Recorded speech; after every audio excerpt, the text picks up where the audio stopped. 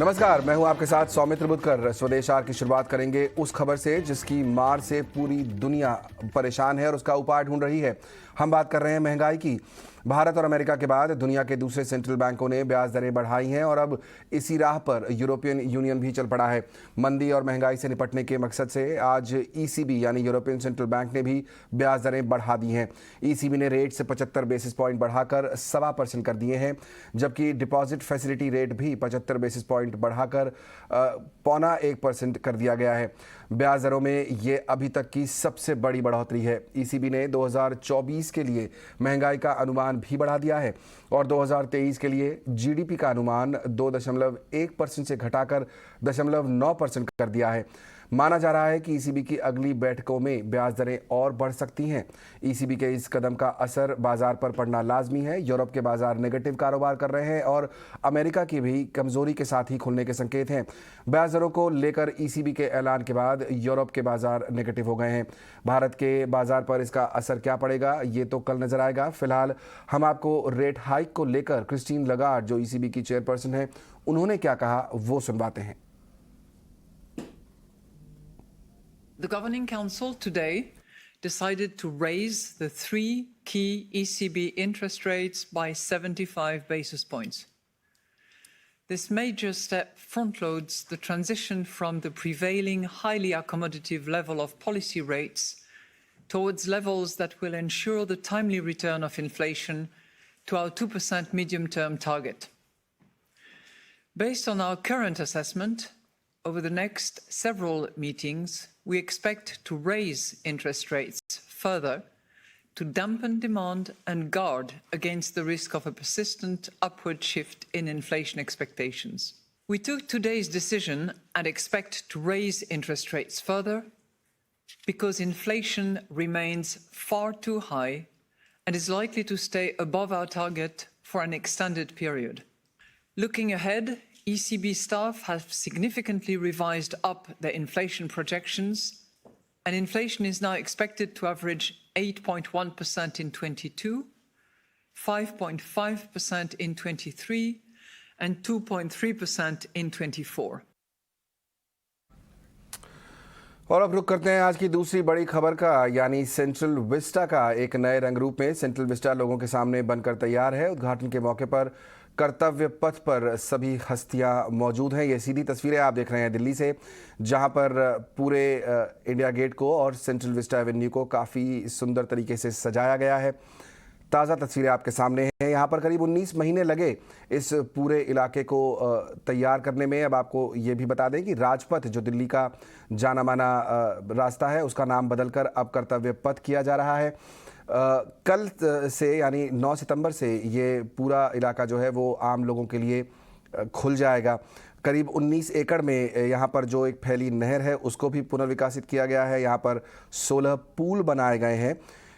साथ ही साथ 608 करोड़ की लागत के बाद पूरे इंडिया गेट की भी तस्वीर बदलती हुई दिखाई दे रही है।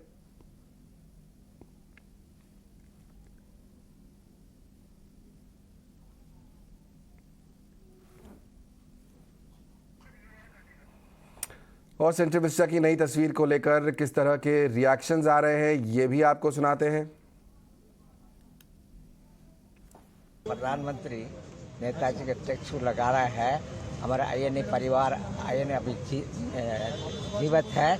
हम सब बहुत खुश हैं। गर्व महसूस हो रहा है आज इस अवसर पर, इस मूर्ति के अनावरण कार्यक्रम में और सेंट्रल विस्टा के इस कर्तव्य पथ पर हम लोग उपस्थित हैं और एक हिंदुस्तानी होने का गर्व का अभूतपूर्व भाव है। Especially for people like Netaji Subhash Chandra Bose, who gave their everything for this nation, were pushed to the corners of history books.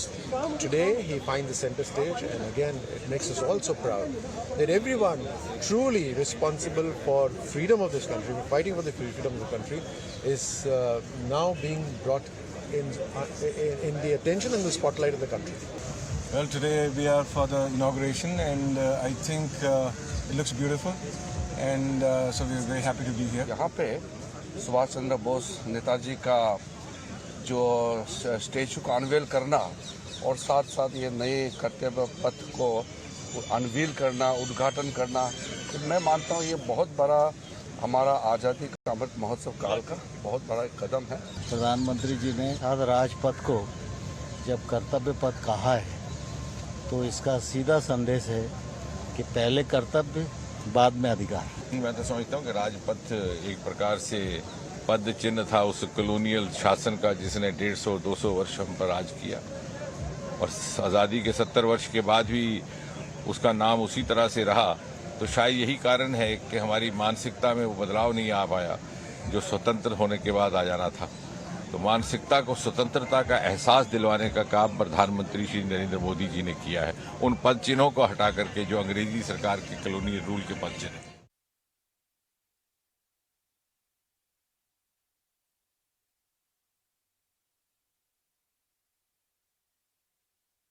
प्रधानमंत्री नरेंद्र मोदी आपके सामने यहाँ पर पहुँच गए हैं दिल्ली में इंडिया गेट के सामने, जहाँ पर वो कर्तव्य पथ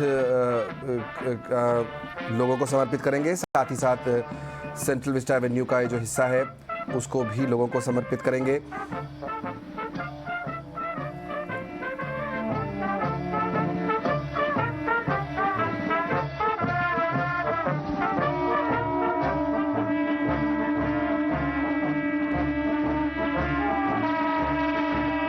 और ये वो पल जब प्रधानमंत्री नरेंद्र मोदी ने नेताजी सुभाष चंद्र बोस की प्रतिमा का अनावरण किया।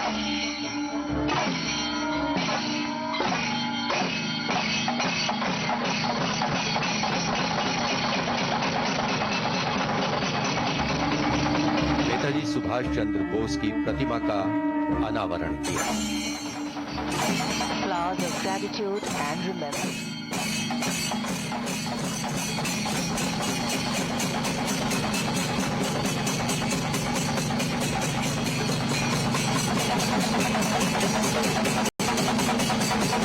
Flowers of gratitude and remembrance. One of the greatest freedom fighters India's ever had.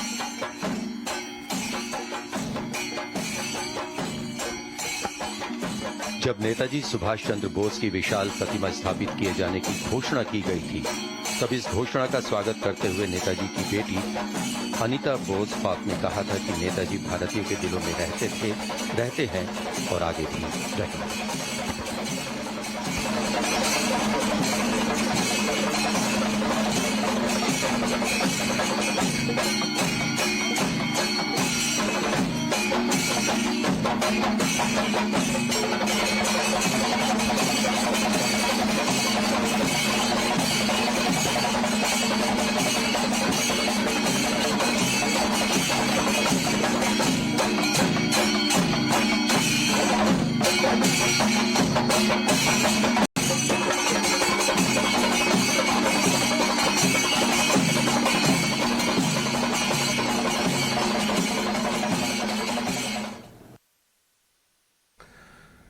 तो यहाँ पर नेताजी सुभाष चंद्र बोस जी की मूर्ति का अनावरण किया प्रधानमंत्री ने। आपको बता दें कि 28 फीट ऊंची ये मूर्ति है और जो ग्रेनाइट से बनी है, बहुत ही खूबसूरत तरीके से इसको बनाया गया है। तो कुल मिलाकर कर्तव्य पथ का भी यहाँ पर जो है लोगों को समर्पित किया गया है। 19 महीने लगे इस पूरे प्रोजेक्ट को कंप्लीट होने में। नए रंग रूप और नए रंग ढंग में इंडिया गेट को बनाया गया है। कर्तव्य पथ जो कि ताज़ा तस्वीरें हमने आपको दिखाई और काफ़ी लंबा समय लगा इसको तैयार होने में। जैसा कि हमने बताया कि नेताजी सुभाष चंद्र बोस की प्रतिमा का अनावरण भी किया गया।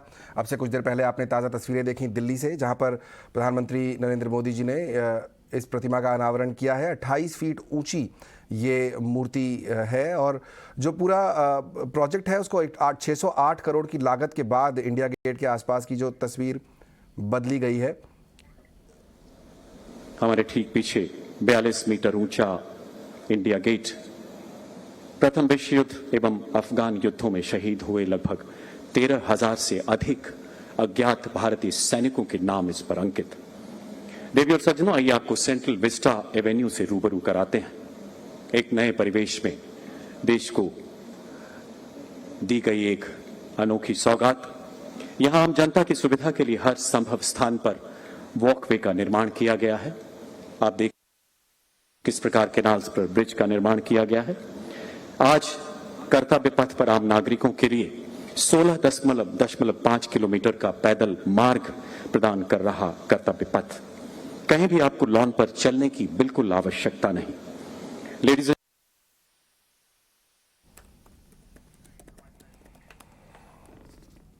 तो यहाँ पर इस समय का अपडेट ये है कि प्रधानमंत्री नरेंद्र मोदी ने जो है सुभाष चंद्र बोस जी की प्रतिमा का अनावरण कर दिया है। दिल्ली के इंडिया गेट के पास सेंट्रल विस्टा एवेन्यू की तस्वीर जो है वो बदली गई है। उस पूरे इलाके को जो है नए रंग रूप में तैयार किया गया है।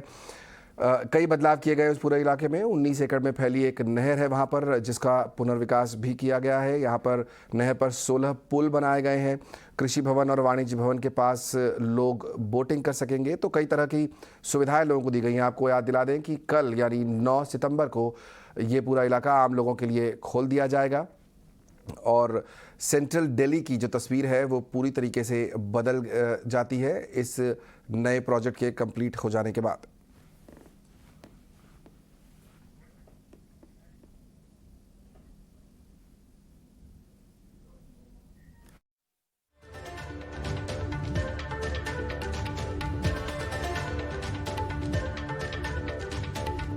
देश में जनसेवक के रूप में हम सबको आम सामान्य नागरिक के रूप में इस देश की वैभव और एक नक्षत्र की तरह उभारने की क्षमता जो हमारे देश में, उस पर पूर्ण रूप से हमें लगना है। यही प्रधानमंत्री का आह्वान देश के हर नागरिक के लिए, हम सबके लिए, उससे प्रेरणा लेते हुए हम लोग जूझ कर उस सोच विचारधारा को हम लोग साकार करने के लिए पूर्ण रूप से हम लोग कोशिश करेंगे।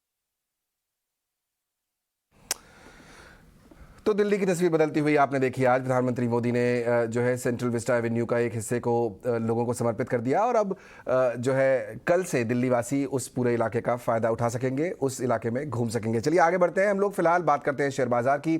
आज वीकली एक्सपायरी के दिन हमने देखा कि बाजार में शानदार तेजी रही। निफ्टी 174 अंक चढ़कर 17,799 के पास जाकर बंद हुआ। सेंसेक्स में भी हमने 650 अंकों से ज़्यादा की बढ़त देखी। ये 59,688 पर बंद हुआ। बैंकिंग और IT शेयरों में हमने खरीदारी आते हुए देखी और बाजार के दिन भर में किस तरह की हलचल रही, कौन से स्टॉक्स चले और कौन से गिरे, ये बता रहे हैं मेरे सहयोगी डिम्पी कालरा। ये जो अपनी स्क्रीन अपनी आप देख पा रहे हैं, इसके अंदर आपको 3 चीज़ें अहम दिखेंगी। फर्स्ट दिखेगा एडवांस डिक्लाइन, जो कि 1200 शेयरों के अंदर बढ़त थी और ये अच्छा साइन है कि आज वापस हमको मजबूती देखने को मिली है और आज हमने गैप का फ़ायदा भी उठाया। गैप अप होने के बाद बाजार ने अपने गैप्स को ख़त्म नहीं किया, बल्कि डेज़ हाई पे निफ्टी और डेज़ हाई पे बैंक निफ्टी बंद हुई हैं। अगर आप बैंक निफ्टी को देख पा रहे हैं तो 40,200 के लेवल आ जाए हैं। ये आज में 40,000 पार हुआ, आज में 40,200 पार हुआ और उसके ऊपर क्लोजिंग भी मिली है।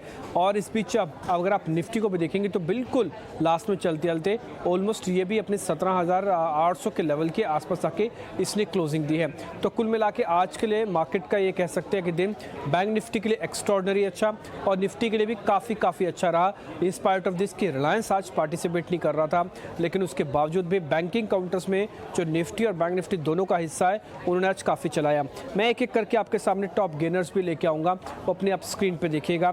आज श्री सीमेंट के अंदर भी काफ़ी स्ट्रॉन्ग मूव देखने को मिला। सीमेंट कंपनीज के अंदर बैक टू बैक अच्छी खरीदारी देखने को मिल रही है। ये शेयर 5% ऊपर।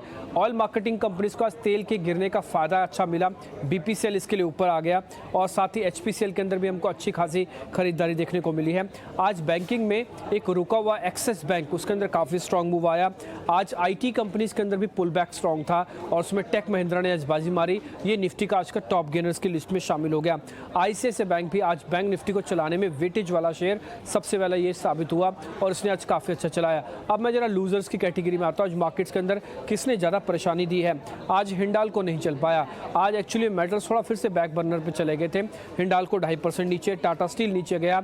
SBI लाइफ ने अपना साल का हाई लगाने के बाद थोड़ी बहुत प्रॉफिट बुकिंग इसके अंदर करवाई है।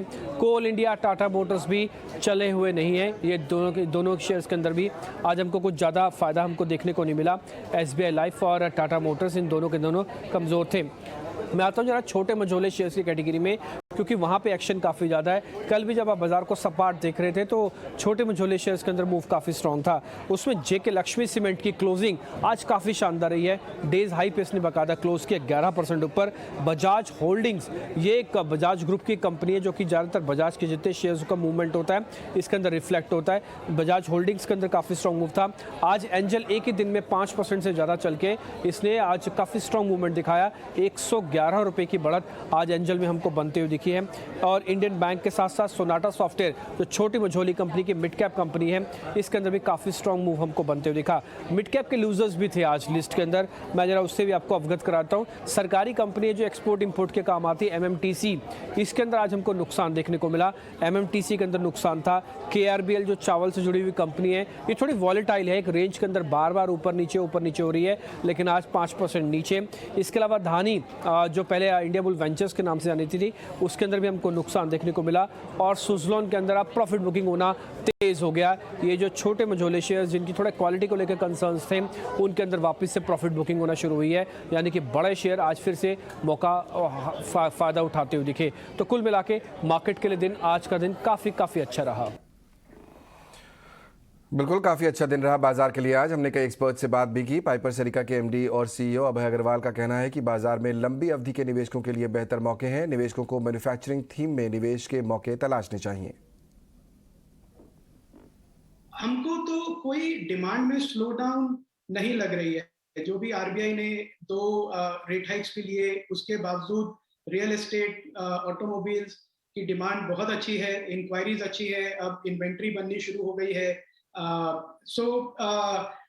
और दूसरा जो मैक्रो इम्पैक्ट आ रहा है वो भी डेटा में दिख रहा है।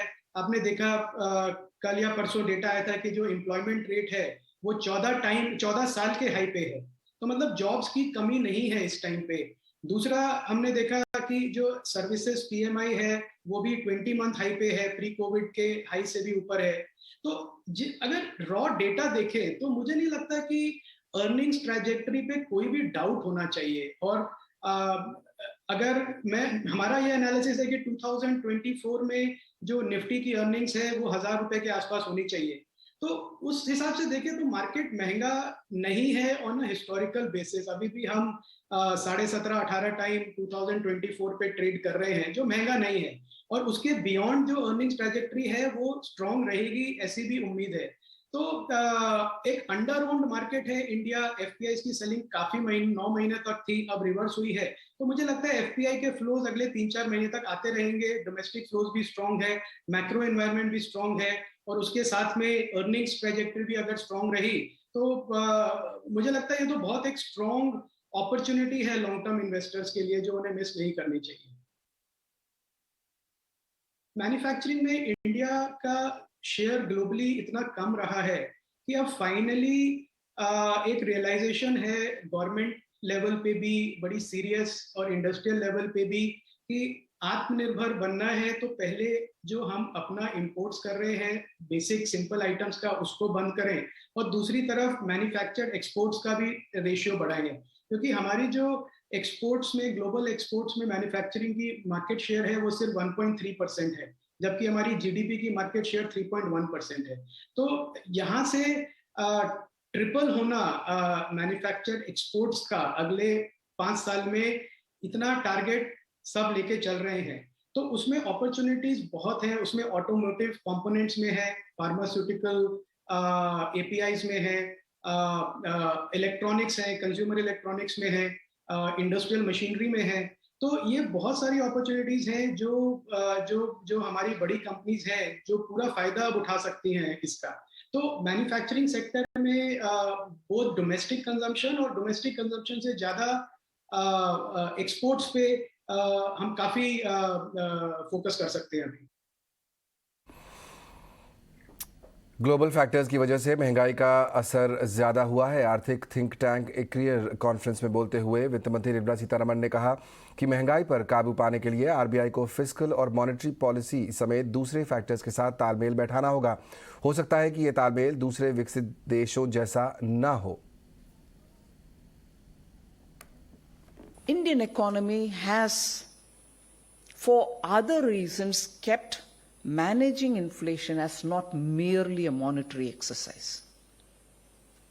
Partly what explains that is what Professor Gulati said a minute ago. If the global disruptions because of supply chain and other things are bothering every economy today, inclusive of us, purely what is endemic, purely what is within India is the monsoon and the vagaries of monsoon, which has always kept us on our toes about supply chains. Global स्तर पर crude की कीमतों में आ रही गिरावट के बीच रूस भारत का बड़ा क्रूड सप्लायर बनने की दिशा में आगे बढ़ रहा है। एक मीडिया कॉन्फ्रेंस में बोलते हुए वित्त मंत्री ने ये जानकारी दी कि देश में रूस से क्रूड इंपोर्ट 2% से बढ़कर 13% हो गया है। Economic growth will have to be unfettered. The IMF might periodically bring down growth, global growth, because of the way in which the war has affected them, the way in which the Russian supply of fuel, gas is hitting European countries.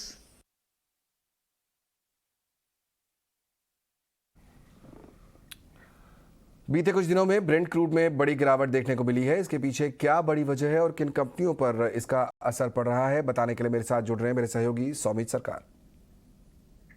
गिरने का जो कारण है वो तो mainly यही है कि जो रिसेशन रिस्क हमें दिख रहा है यूएस और यूके मार्केट में, इसकी वजह से हमें क्रूड प्राइसेस में करेक्शन दिखा है। उसी के साथ अगर आप देखेंगे तो चाइनीज़ का जो ट्रेड डेटा आया था चाइना से, वो भी काफ़ी वीक था और चाइना का कोविड ज़ीरो पॉलिसी के कारण कंटिन्यूसली वो लॉकडाउन अनाउंस कर रहे हैं, जिसकी वजह से भी एक डिमांड पे कंसर्न बना रहा है। तो इन सब कारणों की वजह से हमें क्रूड प्राइसेस में करेक्शन दिखा। अब इंडियन इकोनॉमी पर भी इसका एक पॉजिटिव इम्पैक्ट देखने को मिलता है, क्योंकि 85% ऑफ इंडिया का जो क्रूड रिक्वायरमेंट है वो इम्पोर्ट किया जाता है। करीब $10 पर प्रति बैरल से अगर क्रूड प्राइसेस गिर जाते हैं तो इंडिया का जो करंट अकाउंट डेफिसिट है वो करीब 14 से 15 बिलियन डॉलर से नैरो हो जाता है, मतलब 0.4% जीडीपी बेनिफिट मिलता है। रिटेल इन्फ्लेशन भी करीब 50 टू 60 बेसिस पॉइंट से कम हो जाता है। अब इंडियन कंपनीज़ की अगर हम बात करते हैं तो ऑयल मार्केटिंग कंपनीज़ पे इसका एक मिक्स बैग्स इम्पैक्ट देखने को मिलता है, क्योंकि क्रूड एक रॉ मटेरियल होने के कारण अगर क्रूड प्राइसेस गिर जाते हैं तो उनके जो मार्जिन होते हैं, जो पेट्रोल और डीजल बेच के वो कमाते हैं, वो बढ़ जाती है। बट चूँकि ये ऑयल मार्केटिंग कंपनीज़ के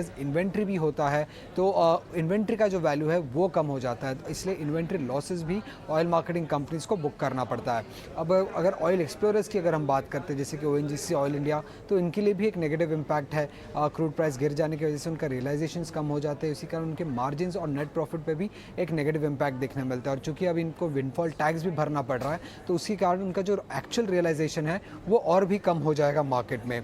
बट उसके अलावा अगर हम देखें तो जैसे कि airline companies, paint, tyre companies, cement companies और लुब्रिकेंट मैन्युफैक्चरिंग, इन सभी कंपनीज को एक पॉजिटिव बेनिफिट देखने को मिलता है क्रूड प्राइस गिरने के कारण, क्योंकि क्रूड एक मेजर रॉ मटेरियल है इनके लिए। और अगर क्रूड प्राइसेस कम हो जाते हैं तो उनके मार्जिन्स में और नेट प्रॉफिट पे एक पॉजिटिव इम्पैक्ट देखने को मिल सकता है इसका। और वहीं भले ही कच्चे तेल के दाम $90 के नीचे चले गए हों, लेकिन पेट्रोल डीजल की कीमतों में फिलहाल कमी नहीं आएगी। वित्त मंत्रालय के सूत्रों के हवाले से ये जानकारी लेकर हमारे साथ जुड़ रहे हमारे सहयोगी प्रकाश प्रियदर्शी। देखिए, क्रूड की कीमतों में गिरावट से एक तरफ जहां सरकार को राहत मिली है, वहीं ऑयल मार्केटिंग कंपनीज को भी बड़ी राहत मिलती हुई दिख रही है। लेकिन बड़ा सवाल ये है कि क्या कीमतें लंबे समय तक निचले लेवल पे बनी रहेगी या उसमें गिरावट की स्थिति जो है वो जारी रहेगी। पेट्रोलियम मंत्रालय से जुड़े जो हमारे सोर्स हैं उनका मानना है कि कई तरह के जो ग्लोबल फैक्टर्स हैं वो काम कर रहे हैं, लिहाजा इस बात की संभावना कम नज़र आ रही है कि लंबे समय तक क्रूड की जो कीमतें हैं वो $90 या उससे नीचे की स्थिति में बनी रहे, क्योंकि उथल पुथल की स्थिति बनी हुई है। आने वाले कुछ महीनों में डिमांड में भी तेज़ी देखने को मिल सकती है, लिहाजा इसका असर कीमतों पर देखने को मिल सकता है। जहाँ तक OMCs का सवाल है वो अभी भी आर्थिक दबाव का सामना कर रहे हैं। अंडर रिकवरी का जहाँ तक सवाल है, डीजल पे उन्हें प्रति लीटर 12 से 13 रुपए का अभी भी अंडर रिकवरी हो रहा है, वहीं साथ ही साथ LPG पर भी उन्हें नुकसान हो रहा है। ऐसे में अगर कीमतों में गिरावट आई है तो इसका फ़ायदा तुरंत कंज्यूमर को दिया जाए, इस बात की संभावना कम नज़र आ रही है, क्योंकि सोर्स हमें बता रहे हैं कि पेट्रोलियम मंत्रालय का मानना है कि OMCs को इस बात का स्पेस देना चाहिए कि जो उन्हें घाटा हुआ है, जो उनके लॉसेस हैं, वो रिकवर कर पाएँ। हालांकि पेट्रोल पर अभी कोई अंडर रिकवरी नहीं है। सोर्स हमें बता रहे हैं कि पेट्रोलियम मंत्रालय का मानना है कि सर्दियों में एलपीजी की डिमांड में तेज़ी आ सकती है, ग्लोबल लेवल पर इसमें तेज़ी आएगी। जहाँ तक डीजल का सवाल है, अक्टूबर नवंबर में इसमें भारी डिमांड में भारी तेज़ी देखने को मिल सकती है और जिसका सीधा असर जो है कीमतों पर देखने को मिलेगा। लिहाजा कोई भी कदम काफ़ी एहतियात के साथ उठाने की ज़रूरत है, क्योंकि अभी भी उथल पुथल की स्थिति बनी हुई है।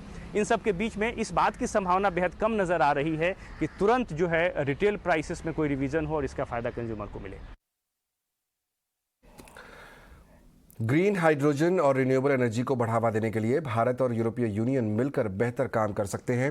पहले EU India green hydrogen forum को संबोधित करते हुए ऊर्जा मंत्री आर.के. सिंह ने ये बात कही है। Our objectives are the same. We believe in the environment, they also believe in the environment. Our rate of energy transition was the fastest in the world. So we exchanged notes about how we can, work with each other.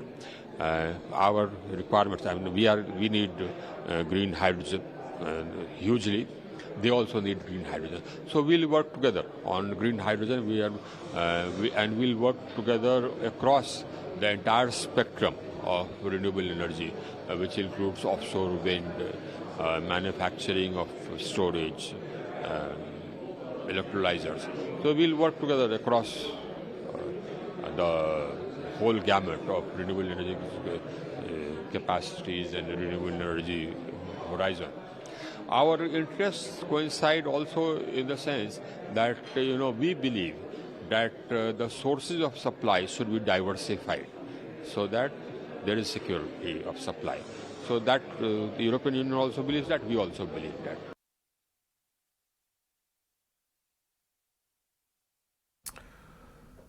और अब खबर palm तेलों की कीमतों से जुड़ी हुई। Palm तेल में गिरावट बढ़ गई है। मलेशियन पाम तेल 3,600 रिंगिट के नीचे लुढ़क गया है। पूरी जानकारी लेकर जुड़ रहा है मेरे साथ मेरे सहयोगी Vishwamohan.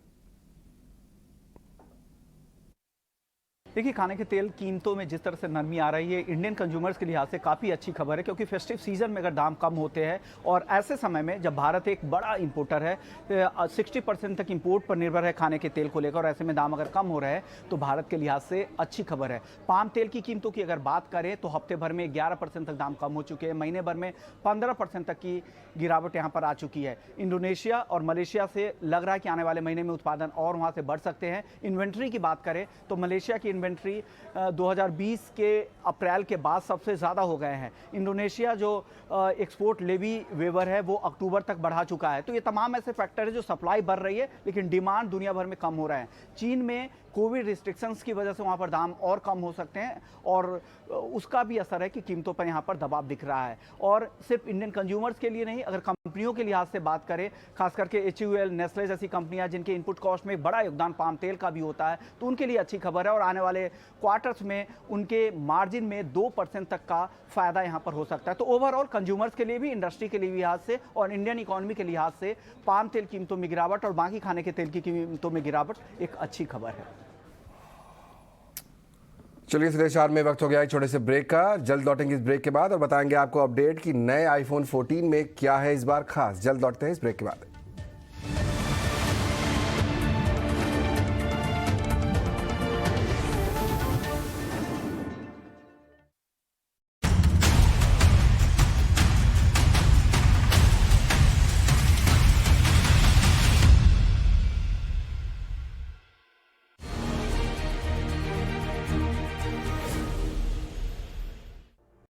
Presenting partner Adani।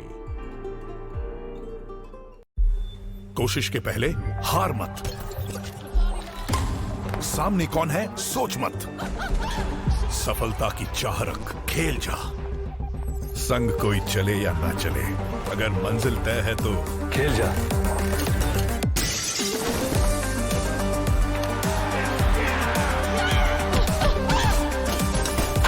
Fair play news, खेल जा। इन खेलों में भाग लेने के लिए कोई प्रवेश शुल्क नहीं है। तुम भी ऑप्शंस में ट्रेड करते हो? हाँ। खुद का एडवाइजर भी है? बिल्कुल, 100% जेन्युइन एडवाइजर जो टेक्नोलॉजी का इस्तेमाल करके रिसर्च करता है और एडवाइस देता है और एकदम फ्री। एक अपॉइंटमेंट तुम हमारी भी फिक्स करवा दो। अपना फोन दीजिए, मिलिए अपने नए एडवाइजर से 5 पैसे। अरे वाह। सर जी, ऐसे करते हैं options trading. Security stock market में निवेश बाजार जोखिमों के अधीन होता है। निवेश करने से पहले कृपया सभी दस्तावेजों को ध्यान से पढ़ लें। वर्षों का है हमारा और आपका ये साथ, कैसे दूर रह सकते थे आपसे। जी नमस्कार, आपने याद किया और लीजिए हम फिर हाजिर हैं आपका राशिफल बताने, ग्रह नक्षत्रों का खेल समझाने और आपको ये बताने कि अपने भाग्य विधाता आप खुद हैं। देखिए ज्योतिष गुरु दीपक कपूर जी के साथ राशिफल सुबह 7:55 पर हर रोज सिर्फ टाइम्स नाउ नवभारत पर। Good bye. Good bye. Good bye. Good bye. Good bye. खुशबू ऐसी चलती जाए कि गुड बाय ना हो पाए। लंबे समय तक रहने वाली खुशबू एंगेज से।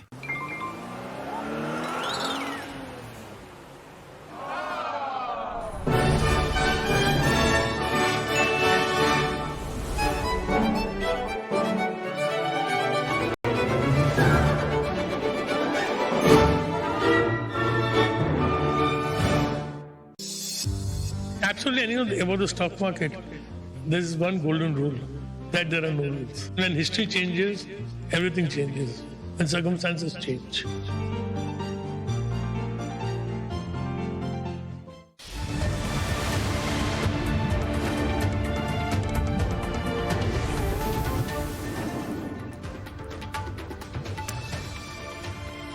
वित्त मंत्रालय की एमएसएमई सेगमेंट में बढ़ते एनपीएस को लेकर चिंता बढ़ गई है। सरकारी बैंकों के लोन बुक क्वालिटी में सुधार के लिए कहा गया है। इस एक्सक्लूसिव खबर की और डिटेल दे रही है मेरी सहयोगी मेघना मित्तल।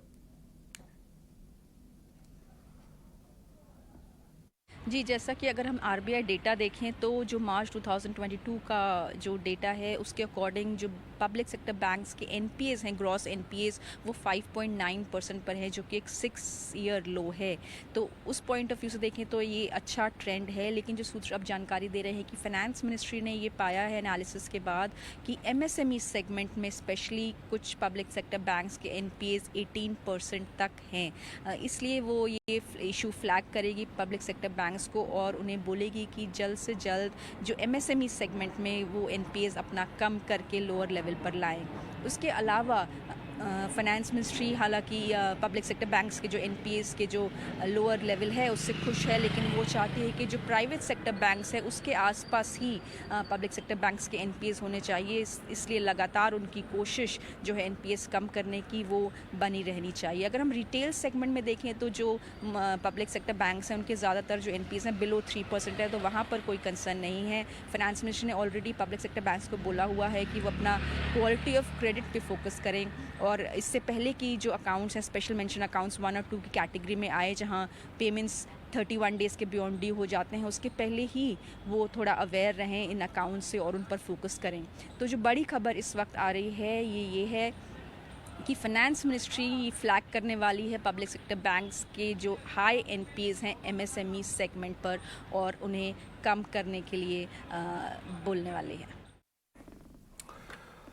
रेलवे सालाना 1 लाख रेल पहियों की ज़रूरत पूरा करने के लिए जल्द ही एक बड़ा टेंडर जारी कर सकता है। ईटी नाउ स्वदेश को सूत्रों से मिली जानकारी के मुताबिक ये टेंडर सेल, बीएचईएल, जेएसपीएल जैसी सरकारी और गैर सरकारी कंपनियों के लिए एक बड़ा मौका साबित हो सकता है। ये कंपनियां रेल मंत्रालय की मेक इन इंडिया की इस पहल में हिस्सेदार हो सकती हैं। इस एक्सक्लूसिव खबर पर और जानकारी दे रहे हैं मेरे सहयोगी समीर दीक्षित। जुड़ी हुई बड़ी और अहम खबर, और ये खबर मेक इन इंडिया से भी जुड़ी हुई है। सूत्रों के मुताबिक रेलवे मंत्रालय जल्द ही रेल पहियों को लेकर के एक बड़ा टेंडर जारी कर सकता है। जिस तरीके से रेलवे अपने इंफ्रास्ट्रक्चर और साथ ही साथ रोलिंग स्टॉक मसलन कोचेस या फिर रेल इंजन के प्रोडक्शन में इजाफा कर रहा है, लिहाजा उसको पटरियों पर दौड़ाने के लिए रेलवे को ज़्यादा से ज़्यादा रेल पहियों की ज़रूरत है। और इसको देखते हुए सूत्रों ने बताया कि रेलवे एक टेंडर जारी कर सकता है और जो सालाना रेल पहियों का जो रिक्वायरमेंट या आवश्यकता है वो 1 लाख से ज़्यादा रह सकती है। यानी कि जो टेंडर होगा इसमें एनुअल व्हील प्रोडक्शन वो 1 लाख से ज़्यादा का रिक्वायरमेंट रिक्वायरमेंट यहाँ पर रखा जा सकता है और इस टेंडर का जो क्वांटम या साइज हो सकता है वो 5,000 करोड़ रुपए से ज़्यादा का रह सकता है। जाहिर तौर पे ये तमाम PSUs के लिए और साथ ही साथ प्राइवेट सेक्टर के लिए भी एक बड़ी अपॉर्चुनिटी होगी कि वो इस टेंडर में प्रतिभागी बन सकते हैं और वो रेलवे के साथ इस मैसिव इंफ्रास्ट्रक्चर डेवलपमेंट में अपनी भूमिका निभा सकते हैं। जहाँ तक रही रोलिंग स्टॉक की बात, तो रेलवे लगातार अपने कोचेस प्रोडक्शन में और साथ ही साथ लोकोमोटिव प्रोडक्शन में इजाफा कर रहा है। आंकड़ों के नज़रिए से देखें तो जो LHB कोच प्रोडक्शन का टारगेट मौजूदा साल यानी कि वित्त वर्ष 2022-23 का है वो तकरीबन 6,000 है।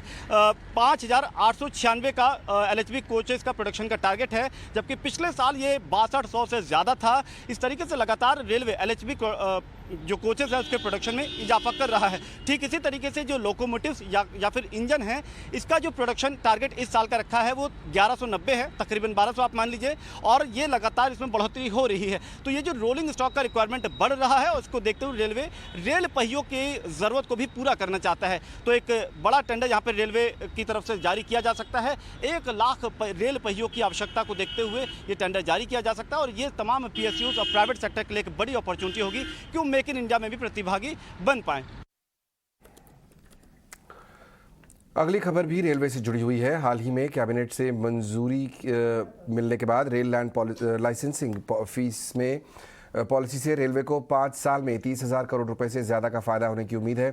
इस पॉलिसी के जरिए रेलवे को अगले 3 से 5 साल में 300 कार्गो टर्मिनल जो है वो बनाएंगी। इस खबर पर और डिटेल दे रहे हैं एक बार फिर मेरे सहयोगी समीर दीक्षित। यूनियन कैबिनेट में मंजूर रेल लैंड लाइसेंसिंग फीस के जरिए रेलवे को बम्पर कमाई की उम्मीद है। आंकड़ों के मुताबिक जो रेलवे सूत्र बता रहे हैं कि रेलवे को उम्मीद है कि इस रेल लैंड लाइसेंसिंग फीस के जरिए अगले 5 साल में रेलवे को 30,000 करोड़ से ज़्यादा की कमाई हो पाएगी। उसका आधार यह है कि इस एक पॉलिसी की मंजूरी के जरिए रेलवे अगले 5 साल में अलग अलग जगहों पर 300 PM गति शक्ति कार्गो टर्मिनल बना पाएगी और वहाँ पर जो रेक का मूवमेंट होगा और जो उससे कमाई होगी वो कमाई अगले 5 सालों में 30,000 करोड़ रुपए से ज़्यादा रह सकती है। यही नहीं, रेलवे को इस बात का भी भरोसा है कि 5 सालों में जब ये 300 कार्गो टर्मिनल बन जाएंगे तो उसके बाद जो सालाना कमाई होगी वो 25 से 30,000 करोड़ रुपए की सालाना हो सकती है। तो रेलवे को इस एक नीति से अपनी बम्पर कमाई की उम्मीद या वो भरोसा यहाँ पे नजर आ रहा है। दूसरी बड़ी बात यह है कि ये जो नीति जिसको कैबिनेट में मंजूरी दी गई है इसकी 2 बड़ी खासियत है। सबसे पहली यह है कि जो रेलवे की खाली जमीन जिसका अब कार्गो टर्मिनल या फिर इंफ्रास्ट्रक्चर डेवलपमेंट में इस्तेमाल होगा, इसमें लीज टेन्योर यानी कि जो किराए देने की जो समय सीमा है उसको बढ़ा करके 35 साल कर दिया गया है। यही नहीं, जो इसमें लीज यानी कि जो किराए की राशि होगी उसको भी घटा करके 1.5% उस जमीन की मार्केट वैल्यू के हिसाब से तय कर दिया गया है।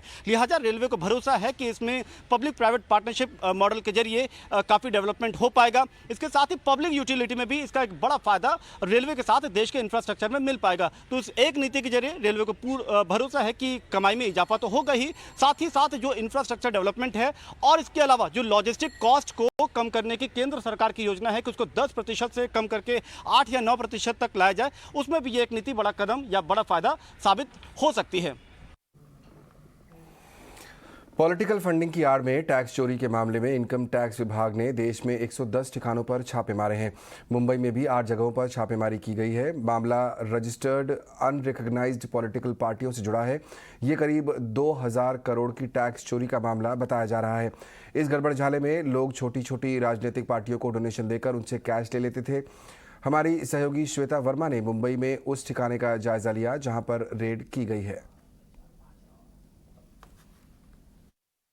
देश भर में लगातार इनकम टैक्स डिपार्टमेंट की ओर से छापेमारी जारी है और ऐसे में आईटी डिपार्टमेंट ने मुंबई में भी एक बड़ी कार्रवाई की है। आपको बता दें, साइन इलाके में जो झुग्गियों से भरा इलाका है, दरअसल वहां पर एक राजनीतिक दल जिसका नाम है जनतावादी कांग्रेस पार्टी ने महज 2 साल में तकरीबन 100 करोड़ का चंदा इकट्ठा किया है और इसी के तहत तक पहुंचने के लिए आईटी अधिकारियों ने कल देर रात तक तकरीबन 14 घंटे तक दरअसल पूरी रेड कंडक्ट की, जिसके अंदर कुछ ज़रूरी कागजात एवं डॉक्यूमेंट्स लेकर आईटी अधिकारी निकले। आपको बता दें, जहां तक बात है जनतावादी कांग्रेस पार्टी की, ये 2015 में रजिस्टर की गई थी इलेक्शन कमीशन ऑफ इंडिया के तहत, लेकिन अभी भी इसे रिकॉग्निशन नहीं मिला और ये सबसे बड़ा सवाल उठता है कि कैसे 2 साल में तकरीबन 100 करोड़ रुपए इकट्ठा हुए हैं।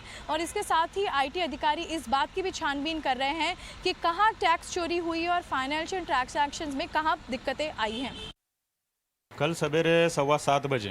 7:15 बजे। कब तक रेड चली थी? काफ़ी 9:30 बजे तक। रात में 9:30 बजे तक, यानी कि 12 घंटे से भी ज़्यादा जी। हाँ, उन्होंने काफ़ी इंक्वायरिंग की, पूरा घर में भी उन्होंने इंक्वायरिंग की, सब कुछ देखा, ऑफिस में भी देखा। दो जगह पे रेड गिरी थी। एक हमारा ऑफिस चुन्नाभट्टी स्टेशन के सामने छोटा मोटा, वहाँ भी उन्होंने रेड डाली और इधर भी डाली, दोनों टाइम एक ही टाइम पे डाली थी। एनआईए ने पीएफआई के आतंकी कनेक्शन पर कार्रवाई करते हुए बिहार के 9 ठिकानों पर छापे मारे हैं। ये छापेमारी पटना के फुलवारी शरीफ इलाके से सामने आए पीएफआई कनेक्शन के बाद शुरू हुई। 9 जिलों में 13 ठिकानों पर छापेमारी की गई। एनआईए एसडीपीआई के प्रदेश अध्यक्ष के साथ साथ महासचिव एहसान परवेज के घर भी पहुंची।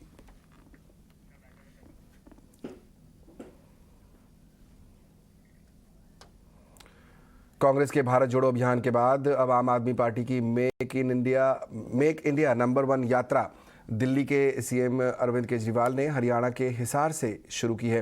रोड शो के दौरान केजरीवाल के साथ पंजाब के सीएम भगवंत मान भी शामिल हुए।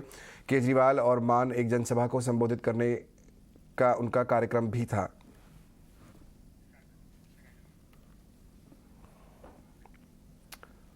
अपने 4 दिवसीय भारत दौरे के आखिरी दिन बांग्लादेश की प्रधानमंत्री शेख हसीना राजस्थान के अजमेर शरीफ दरगाह में नमाज अता करने पहुंची। वहीं शेख हसीना के दौरे को लेकर प्रशासन हाई अलर्ट पर रहा। दरगाह क्षेत्र समेत शहर के चप्पे चप्पे पर सुरक्षा के पुख्ता इंतजाम किए गए। साथ ही इस दौरान प्रशासन की ओर से बांग्लादेश की पीएम शेख हसीना का अजमेर में राजस्थानी परंपरा के तहत स्वागत भी किया गया।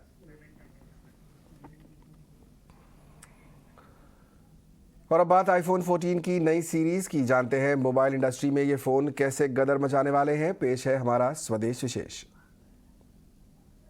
4 नए मॉडल्स के साथ आईफोन 14 लॉन्च हो चुका है। इस आईफोन में कई बेहतरीन फीचर्स हैं जो फ़ोन को हाईटेक और यूनिक तो बनाते ही हैं, लेकिन इसके साथ साथ ये मोबाइल इंडस्ट्री की एक नई राह भी दिखाते हैं, जिसके चलते आने वाले वक्त में मोबाइल कंपनियों के लिए एक नए फीचर्स पर एक्सपेरिमेंट करने का मौका मिल रहा है। क्या है आईफोन 14 और उसके साथ लॉन्च हुए ईयरबड्स और एप्पल अल्ट्रा वॉच की खूबियाँ, इन तमाम मुद्दों पर करेंगे हम अपने एक्सपर्ट से चर्चा। लेकिन सबसे पहले देखिए ये खास रिपोर्ट। इंतजार खत्म, दमदार एंट्री। 5 कलर्स में आया आईफोन 14। कुछ इसी अंदाज में उठा एप्पल के फार आउट इवेंट में एप्पल आईफोन 14 सीरीज से पर्दा, और सामने आए आईफोन सीरीज के 4 नए model, iPhone 14, iPhone 14 plus, iPhone 14 pro और आईफोन 14 प्रो मैक्स।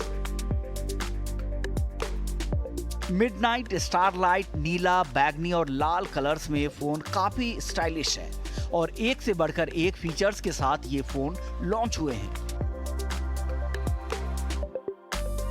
आईफोन 14 में ई सिम सपोर्ट दिया गया है। ये सुविधा अभी तक किसी भी फोन में नहीं है। आईफोन 14 में क्रैश डिटेक्शन और फोर्स डिटेक्शन फीचर्स हैं, यानी किसी भी दुर्घटना के दौरान अपने आप ही मदद के लिए इमरजेंसी कॉल चली जाएगी। आईफोन 14 में एक खास फीचर और दिया गया है, जिसके जरिए नेटवर्क कनेक्शन न होने पर भी सैटेलाइट के जरिए आपातकालीन कॉलिंग की जा सकेगी। आईफोन के इस मॉडल में 48 मेगापिक्सल सेंसर मिलेगा, जबकि अब तक 12 मेगापिक्सल ही मिलता था। इसमें हाई क्वालिटी वीडियो सपोर्ट है और इसके कैमरे में मल्टीपल फ्रेम फीचर्स दिया गया है। आईफोन 13 की तुलना में आईफोन 14 का कैमरा 2 गुना बेहतरीन है।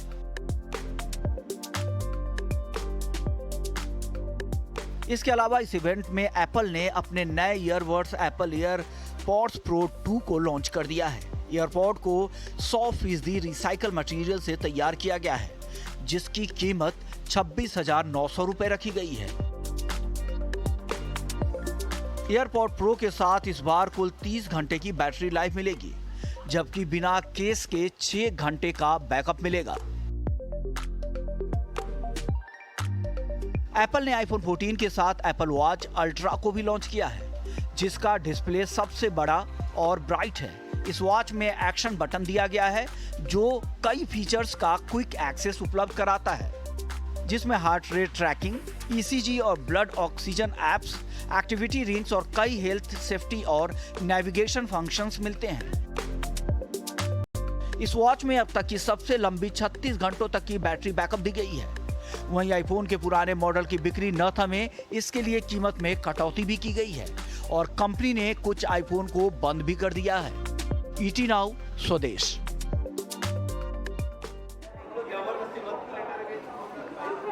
तो ढेर सारे नए फीचर्स और काफ़ी इंटरेस्टिंग यहाँ पर जो नए प्रोडक्ट लॉन्च किए हैं, लेकिन कितना फ़ायदा होगा आम कंज्यूमर को, प्राइसिंग कैसी है और जो नए यहाँ पर फीचर्स कंपनी ने लॉन्च किए हैं वो पूरी इंडस्ट्री को किस तरह से बदल सकते हैं, कुछ ऐसे ही मुद्दों पर चर्चा करने के लिए मेरे साथ दो खास मेहमान जुड़ रहे हैं। टेक गुरु अभिषेक तेलंग मेरे साथ हैं और साथ ही साथ गैजेट एक्सपर्ट निखिल चावला। बहुत बहुत स्वागत आप दोनों का। निखिल, आपसे करूँगा शुरुआत। शो से पहले, लॉन्च से पहले जब हमारी आपकी बात हुई थी तब काफ़ी लंबी आपने विश लिस्ट रखी थी सामने, कितनी आपकी विशेस पूरी हुई हैं? सबसे बड़ा टेक अवे आपने इस इवेंट से क्या निकाला? जी बिल्कुल, जैसे कि मैं खुश हूँ कि कल जो हमारी डिस्कशन हुई थी उसमें काफ़ी कुछ जो हमने डिस्कस किया था वो सब लॉन्च हो गया है। कि हमने सोचा था एक रगेड स्पोर्ट्स एप्पल वॉच आने के चांसेस हैं, वो आया। और हमने सोचा था कि आईफोन का एक बार प्लस या प्रो वर्जन आएगा जो प्रो मैक्स की तरह होगा, बड़ा फ़ोन होगा, मिनी शायद बंद हो जाएगा, वही सब हुआ है। तो बहुत एक्साइटेड थे हम और वही हुआ है। घड़ियों में एक सबसे अच्छी बात ये लगी कि जो अल्ट्रा प्राइसिंग ऑब्वियसली बहुत महंगी लग रही है लोगों को, 90,000 है, बट उसका एक यूज केस सिनेरियो है कि वो प्रो लोगों के लिए है, जो प्रो ट्रैकर्स हैं, प्रो स्कूबा डाइवर्स हैं। तो ऐसा नहीं है कि एप्पल वॉच जो है वो सिर्फ अब 90,000 की आएगी, आप सस्ती भी ले सकते हैं। 30,000 से आईफोन एप्पल वॉच एसई शुरू हो जाएगी, उसके बाद आपके पास एप्पल वॉच एस सीरीज 8 आएगी, जिसको जितने फीचर्स चाहिए उस हिसाब से आप ले सकते हैं एप्पल वॉच। साथ ही में सिमिलरली हमने देखा है कि आईफोन की प्राइसिंग भी ऐसी रखी गई है।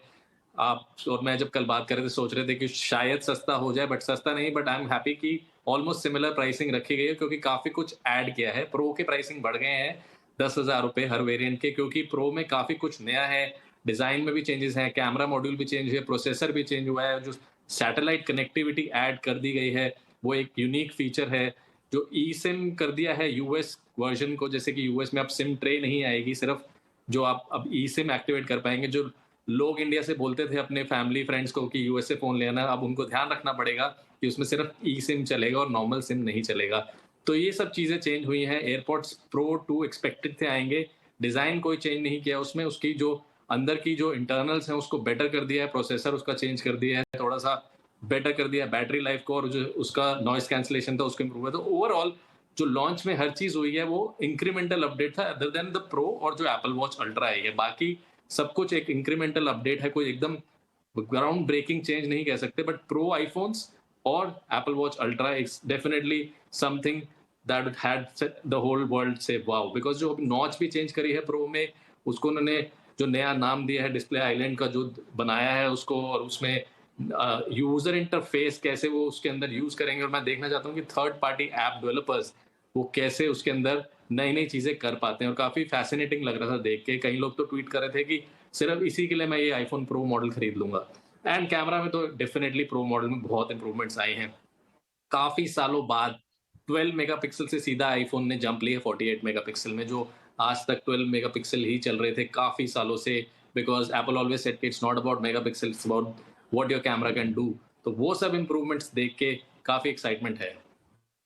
करेक्ट। मैं शायद अगर लेने वाला हूँ इस नए फ़ोन को तो मैं उस नॉच के लिए नहीं, लेकिन जो बात आपने आखिर में कही उसके लिए कि जो कैमरा है वो काफ़ी इंटरेस्टिंग है। और एप्पल के जो प्रोडक्ट्स होते हैं, एप्पल के फ़ोन्स अपने आप में, अगर आप कहीं पर भी पिक्चर्स खींच रहे हैं या किसी इवेंट में हैं तो आपको बहुत मेहनत नहीं करनी पड़ती और कहा जाता है कि वाह बहुत अच्छे फोटोग्राफर है, जबकि सारा कमाल जो है वो कैमरा का होता है।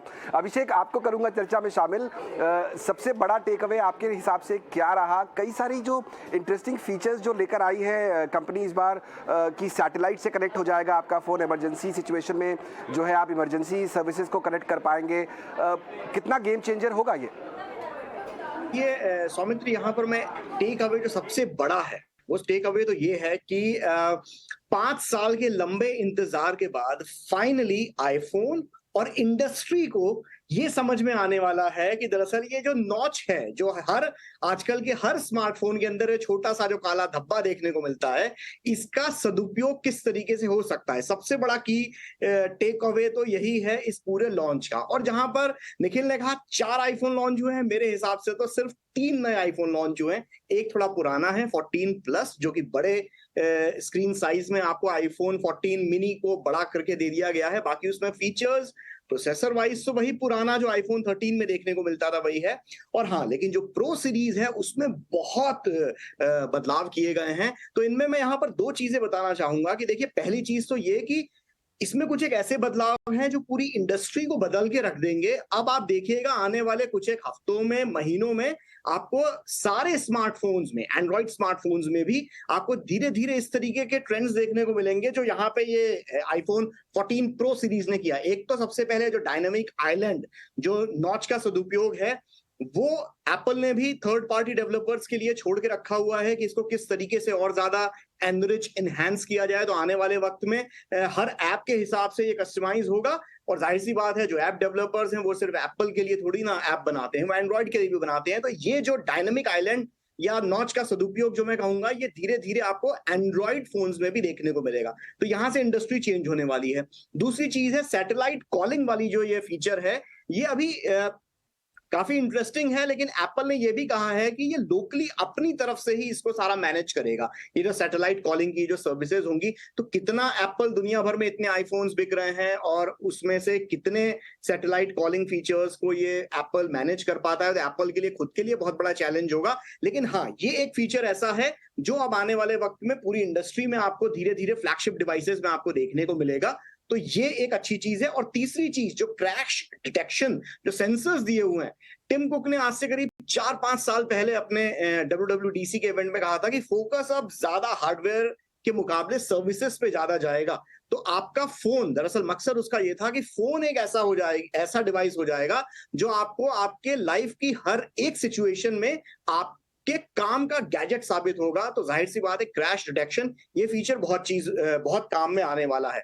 और जाहिर सी बात है, इसमें एक चीज जो मैंने निखिल की मैं बात से पूरी तरह सहमत हूं कि कुछ फीचर्स का इंतजार था काफी वक्त से। सारे ही लोग, हम जैसे टेक जर्नलिस्ट और जो Apple fan boys, fan girls हैं, वो भी इंतजार कर रहे थे कि एक तो भाई 48 मेगापिक्सल का जो प्राइमरी कैमरा आईफोन के अंदर इंट्रोड्यूस हम पिछले 2 सालों से इंतजार कर रहे थे। फाइनली साल 2022 में ये चीज हो गई कि प्रो सीरीज में आपको 48 मेगापिक्सल का देखने को मिला। और दूसरा, कई सालों से जैसे एंड्रॉइड के फोन्स में आप कस्टमाइज कर सकते हैं विजेट्स को, स्किन्स को। तो iOS 16, हालांकि बीटा वर्जन तो निखिल काफी वक्त से इस्तेमाल कर रहा है, मैं भी यूज कर रहा हूं बीटा वर्जन, लेकिन एक आम पब्लिक के लिए जो iOS 16 में जो कस्टमाइजेबल जो फीचर्स आ जाएंगे, जो स्किन्स आ जाएंगे, जो अब आईफोन का पूरा लेआउट आप चेंज कर सकते हैं, तो ये वो फीचर्स हैं जिनका इंतजार बहुत लोग कर रहे थे, और ये इन्हीं कारण से कई लोग इस फोन को खरीदना चाहेंगे। निखिल, पहले आप बताइए, जो प्राइस रेंज आई है सामने 80,000 से करीब 1.5-2 लाख रुपए तक के बीच, अलग अलग वेरिएशन के, इज इट वर्थ इट? इस प्राइस में लेना चाहिए एप्पल 14 को, 14 प्रो को, प्रो प्लस को?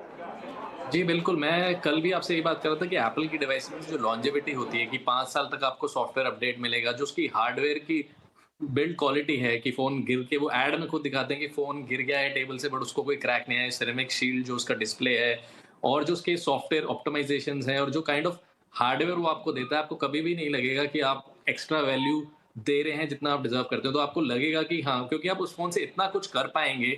जैसे कि अभिषेक ने मेंशन किया कि आप ना सिर्फ शूट कर सकते हैं 4K 24 FPS पर जो सिनेमा शूट होता है उसको एडिट भी कर सकते हैं।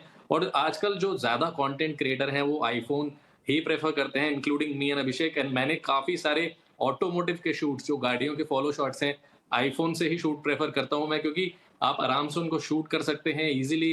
कैमरा लेके बैठना पीछे और कैप्चर करने में मुश्किल होती है, तो आईफोन ऐसे ऐसे एंगल्स निकाल पाता है जो बहुत ईजी रहता है। और मैं काफी टाइम से आईफोन 13 और 13 मिनी यूज करता शूट्स के लिए, बिकॉज वो इतने छोटे और हैंडी फोन थे कि वो आराम से कहीं पे भी डाल के शूट कर सकते हैं, ऐसे ऐसे एंगल निकाल सकते हैं। तो अब एक्शन मोड भी और ऐड कर दिया है, तो जो थोड़ा सा फिर भी लगता था कि स्टेबलाइजेशन की जरूरत है, वो भी नहीं है। तो वैल्यू फॉर मनी डेफिनेटली है, क्योंकि आप उससे इतना यूज कर पाएंगे। और ऑब्वियसली एक एस्पिरेशनल वैल्यू जो ब्रांड की है, अब सबको दिखाना भी है कि हाँ जी हमने नया वाला आईफोन ले लिया है, प्रो ले लिया है, क्योंकि हमारी नॉच डिफरेंट है, तो वो नया कलर ले लिया, तो वो तो बिल्कुल रहेगी, उसमें कोई राय नहीं है। बिल्कुल। अभिषेक, 1 मिनट का समय आपके पास भी, क्या आप भी दिखाना चाहेंगे 1.5 लाख रुपए, 2 लाख रुपए में एप्पल का ये नया फोन लेना वैल्यू फॉर मनी दिखाई देता है आपको? देखिए, वैल्यू फॉर मनी के इस पे ना ही जाए तो ज्यादा बेटर है, क्योंकि एप्पल का जो हार्डकोर जो लॉयलिस्ट है और जो 14 प्रो सीरीज खरीदने के बारे में सोचेगा वो प्राइस नहीं देखेगा। तो वैल्यू फॉर मनी तो सोचना ही नहीं चाहिए। लेकिन हाँ, ये बात सच है जो निखिल ने बोली कि लॉन्जिविटी काफी होती है, काफी चलते हैं। मैं आज की तारीख में भी आईफोन 10 जो लगभग 5 साल पहले लॉन्च हुआ था, वो आज की तारीख में भी चालू हालत में है, उससे अभी भी शूट हो जाते हैं। सो वो वाली बात तो है, चलते हैं फोन ज्यादा। लेकिन हाँ, एक यहां पर कंपटीशन जो मिल रहा है, जो मैं कहना चाहूंगा, जो फोल्डिंग फोन से मिल रहा है, जो सैमसंग लॉन्च कर रहा है, बाकी और कंपनीज भी लॉन्च कर रही हैं, तो कहीं ना कहीं एप्पल को भी ये फोल्डिंग वाले गेम में आना पड़ेगा। क्योंकि कहीं ना कहीं अब जो एक आईफोन लगता कि आईफोन का जो एक जो टशन होता था, अब वो टशन कहीं ना कहीं वो फोल्डिंग स्क्रीन वाले फोन्स का भी आने लग गया है। तो इससे पहले कि वो मेन स्ट्रीम हो जाए, एप्पल को फोल्डिंग फोन्स के इसमें भी आना चाहिए। हालांकि सैमसंग ने मजाक जरूर उड़ाया है अपने कुछ वीडियोस में कि भाई फोल्डिंग वाला फीचर तो आया ही नहीं इस बार आईफोन 14 सीरीज के अंदर। तो फोल्डिंग वाला टशन अब थोड़ा मतलब ऊपर चला गया है ये आईफोन के टशन से ज्यादा।